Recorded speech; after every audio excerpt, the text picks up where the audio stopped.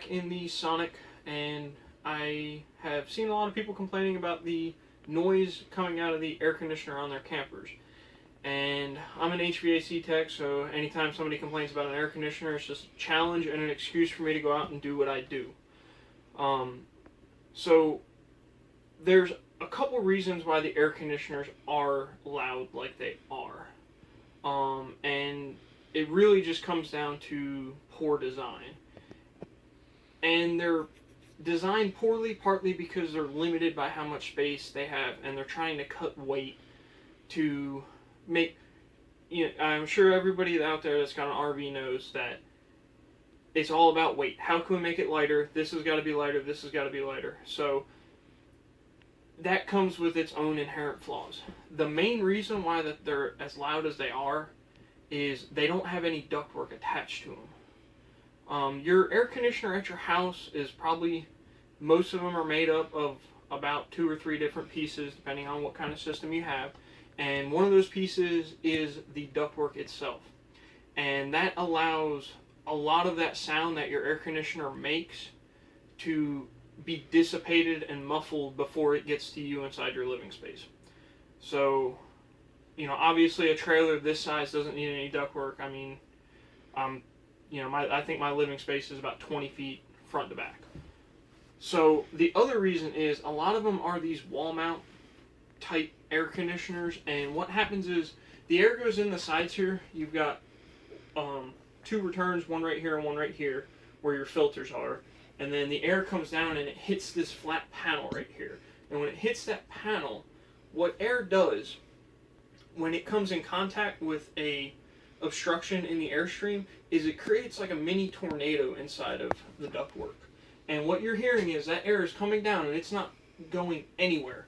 And it comes straight down, hits this, and you're just hearing all this turbulence is what it is. The noise that you're hearing is just turbulence.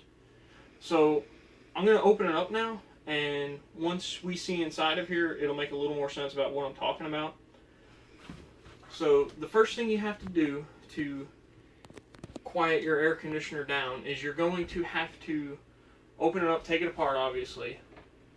So we'll get this first panel out of the way. And this just has 2 screws, 2 flathead screws right there, and that slides down. And then once we're inside here, there's I think about 8, maybe 12 screws that have to come out to get this second panel out of the way. And before I do that, I want to show you guys inside here, so we can see once we get that cover off that the air is going up this way through these holes, and it goes up through there and gets conditioned and comes back down out of this hole. So if you look in here, the fan is right there. It is literally right there. I mean, that's maybe 4 inches down. And then that air is hitting an obstruction and just does not like that. But there are some things we can do to make it a little quieter. So once we get this down, we got to get these other screws out of the way. And I've taken some of them out just to make this video not 20 minutes long.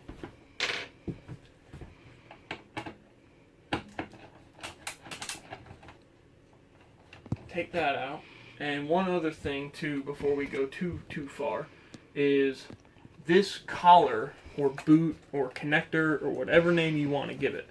When I opened this up originally, I found this thing had gaps all around it and was just leaking air. So what that meant was the air was coming down, and because this wasn't sealed, the conditioned air was immediately going right back into the air conditioner and getting conditioned again and coming down, and it was in this repetitive cycle. It was just stuck. Air is just like water. It's going to take the path of least resistance. If it comes down and hits this flat panel that would normally be here, and that's resistance.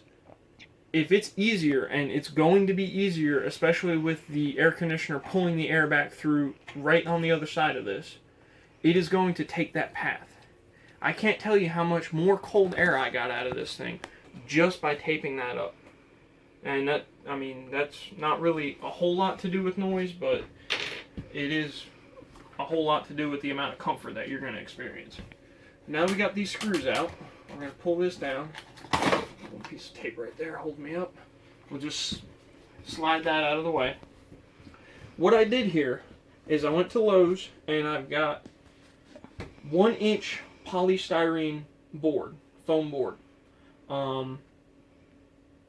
And I put the foam inside here because there used to be these gaps in here.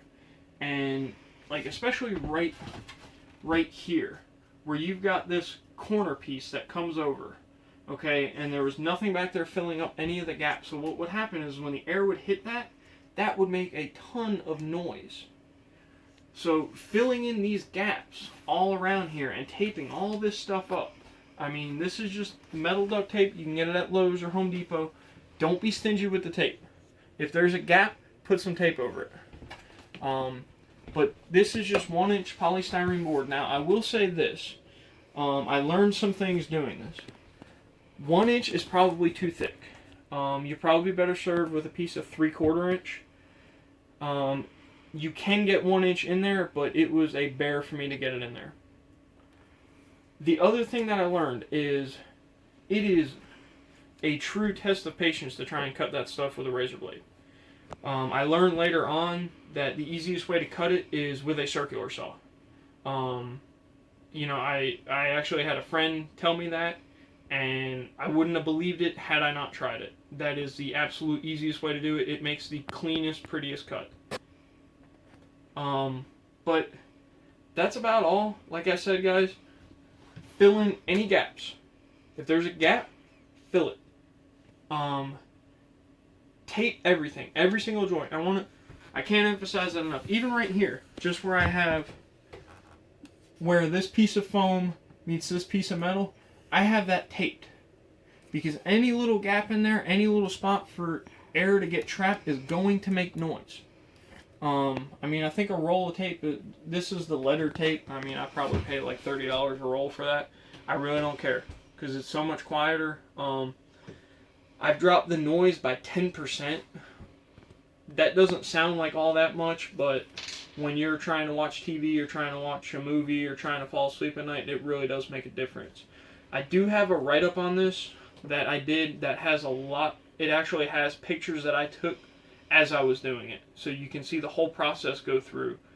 That is going to be the same name as this video, which is going to be So You Say Your Air Conditioner is Too Loud.